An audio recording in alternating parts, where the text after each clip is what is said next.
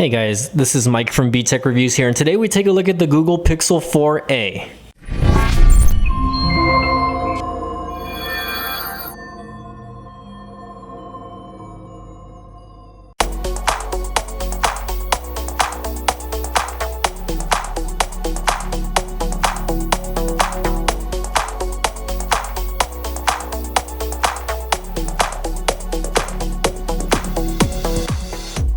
Hey guys, welcome back to my channel. So today we're going to take a look at the Pixel 4a. So I've actually had this phone since the phone came out actually a couple months back. I believe it came out back in August, and I've taken a few videos as far as like the camera quality and just the unboxing, etc. like that. And really I've had this phone just as a backup. You know, I really haven't put much out there as far as video footage goes, but I really wanted to make a video on this finally now that the holidays are coming up, just because this is basically going to be the phone to purchase if you want to save a lot of money, and if you want to buy this as a gift for somebody, this is a really good phone to get. So reason being, again, this is one of my favorite devices. Is first of all the size of this phone. It is a 5.8 inch touch display, which just feels really extremely good in the hand. And I usually have a case on this, but all the way around, you just do have a plastic backing on this, which is, it's not very expensive, but it's also not very fingerprinty as you would get on on a lot of other phones in this particular price range. Again, this would be a mid-range device, right? And again, starting at $349, the Pixel 4a has a lot that has a lot to offer, basically. So first of all, aside from that 5.8 inch display there that you get, it's a 1080p full OLED display, so it looks very nice. Your blacks are going to look extremely nice along with just the screen in general. So like if I'm using apps like Instagram or whatever like that, you know what I mean? Ooh, look at the TCL 10.5G there. But again, you're going to get a lot of good screen quality there, so you can't complain on the screen. Again, details are going to look a lot nicer. A lot of people are going to complain that this is not like a 90 or 120 hertz display, but at the end of the day, the phone gets the job done, and you really can't complain too hard, you know what I mean? Because of the price point, $349, having an OLED display, that's very unheard of. You don't even see a lot of Samsung phones in this price range have AMOLED displays in general. So going to specs here though, again, this phone does sport a Qualcomm Snapdragon 730G processor, so it's a little lighter on the processor compared to like the Pixel 5 and the Pixel 4a 5G, right? But it still does a great job doing what it needs to do to go from app to app, etc. like that. I really have had no issues as far as usability on this phone. Again, I use it under Visible Wireless, which is a MNVO of Verizon Wireless, and I'm usually always connected to the LTE, and I'm always having a good time using this phone. Again, guys, like it's really, this phone does pack a lot of punch for what it is, you know what I mean? And again, I don't know, I was using YouTube there, and now I jump from YouTube to Instagram. So, this phone does get the job done as far as that goes. As far as sound quality goes, let's go ahead and play something. Let's go ahead and play one of my videos, just so that you guys can kind of get an idea here of, the actual sound quality. So actually, you know what, let's go. This is one of my other channels, but let's go ahead and play like this promo video that I have here.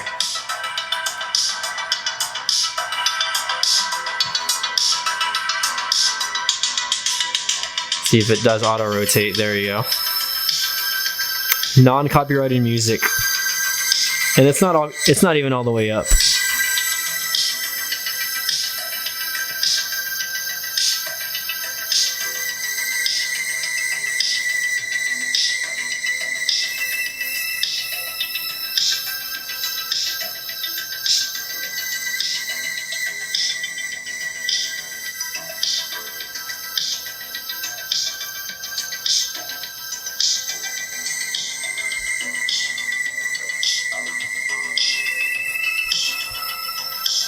All right, plug a free promo over here on my friend's thing over here. But anyways, yeah, guys, I mean, for again $349, you really can't beat the price. It's really hard to compare this to other phones in its price point, just because what a lot of people are going to complain about though is the camera setup. So you do have that 12 megapixel camera, and it's a single sensor, right? But at the same time, this thing is one of the best picture takers out there. I really can't complain. Just because I've taken several videos and using the front and the rear facing camera, And you know, the cool part about this is it's a Pixel device, so you're going to get the latest version of Android at least for at least a couple of years. But for the most part, again, guys, you know, this thing is packing 6 gigs of RAM. It has 128 gigs of internal memory. One thing that people will complain about, though, is that you cannot insert a micro SD card to expand that memory just in case. But I'm already running Android 11 on this, by the way. So I was actually one of the first people, or not one of the first people, but this was one of my first Android 11 devices. Actually, this is my only Android 11 device. Let's go over here to about the Pixel 4a. Oh, hold on. Let's go to Android version over here really quick just to show you guys, just to kind of get you guys going on that. And this is running, again, Android 11 there. So again, I updated that a while back already when it first came out, and it says Android security patch November the 5th, 2020. So if you guys are into stock Android, you know, you're going to love this device. You know, going back to the camera features over here, it takes very quick photos, you know what I mean? You know, again, a lot of people will complain on the Pixel 5G or the 5 because it doesn't have that dedicated image processor anymore, but this thing does a good job for me. I can't complain. When I use the camera, though, I usually mostly use it for video, which video has a little bit of a crop compared to the actual camera. But hold on, let's go back to video here. But for the most part, you know, it does have features like 4K video, and you can actually, when you have an external mic connected, it actually allows you to either connect to your internal microphone on the camera or this one. So again, it does record in 4K if you choose to do high resolution. I have not done any 4K video footage on this, which I will be doing soon. Again, you can choose to have the flash on in the background, or again, you can just go back to the full HD, which is the 1080p at 30 frames or 60 frames a second. So you can change that. And again, you know, going over here, you know, it gives you a few more options like the location, the camera sounds, Google Lens, framing hints, save selfie as previewed. You know, you can share to social media right away, gestures, etc. like that. And then you have your advanced, and then you can change your photo resolution. It says full resolution or medium resolution, you know, which makes the, you know, the file sizes a little bit smaller. And here's one of my favorites, the video stabilization. This camera, as far as the video, has amazing video stabilization, so I can't complain there. It's one of my favorite features about this device.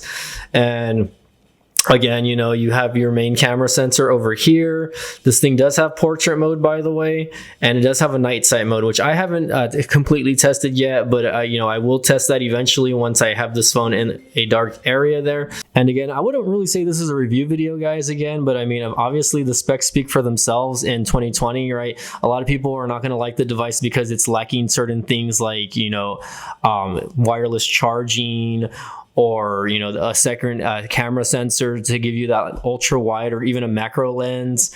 And, you know, it'll be lacking features like, you know, Face ID, which I don't know why Pixel took that away, or just Google in general hasn't. They took that feature away from it, at least the Pixel lineup. I'm not 100% sure why. But again, you know, this thing does have, it's HDR compatible with things like Netflix if you guys like to watch movies, etc. like that. It does have that 8 megapixel selfie camera, which looks pretty nice.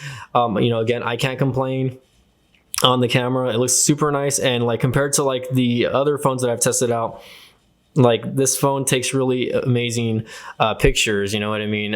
I can't complain. Look at that. So, you know, again, from there, you know, again, another feature that people are going to complain about this phone, which, you know, me, it doesn't really matter right now in 2020, is 5G capabilities. So this thing does have 4G LTE. And again, I'm running it currently on Visible's network, and I've gotten some good speed tests on the 4G.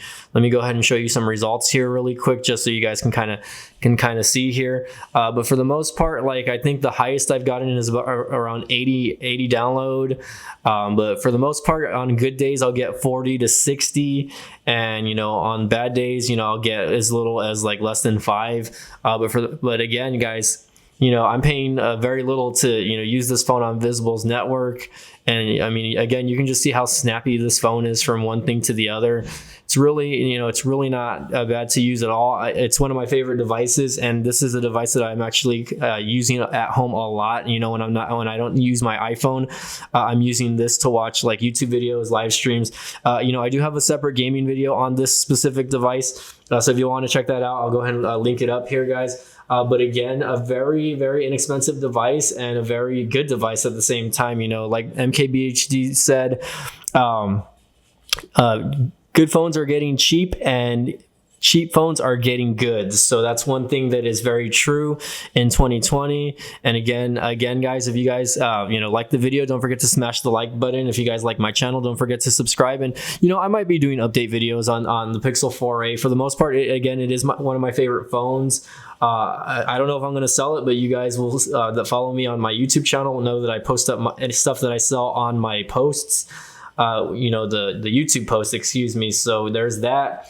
And I guess the one thing that I forgot to mention right now is the battery, right? The battery is a 2800 milliamp battery, at least from what I remember. Let's see. No, it's a 3100 milliamp battery, 3140 milliamp battery, and it's going to get you through the day for the most part. If you guys are liking the actual phone itself, obviously it's going to depend on the user and who uses the device and what for. If you're going to be constantly gaming on this, obviously you're going to get less on-screen time, and if you're not connected to Wi-Fi and you're constantly using its data connection, it might kill your battery a little more. And of course, screen brightness, etc., like that. Again, like look at how fast this look at how fast the fingerprint sensor is. It's relatively quick. I mean, again, and I love the fact that it has always on display. Like, that's one of my favorite features. And again, it'll show you notification features on the always on display, like this Twitter handle that I'm getting a Twitter notification. So again, guys, this is Mike from BTech Review signing off. Again, don't forget to smash that like button.